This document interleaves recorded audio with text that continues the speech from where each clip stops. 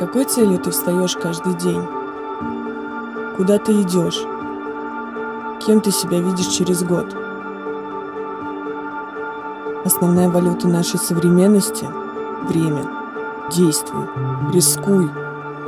Все в твоих руках. Не смотри на других. Побеждай свой результат. Неважно, с какой скоростью ты движешься. Главное – действуй. Неважно, что кто-то сильнее тебя сейчас. Главное – становись сильнее сам. Не позволяй ставить себя в рамки сомнений и страхов.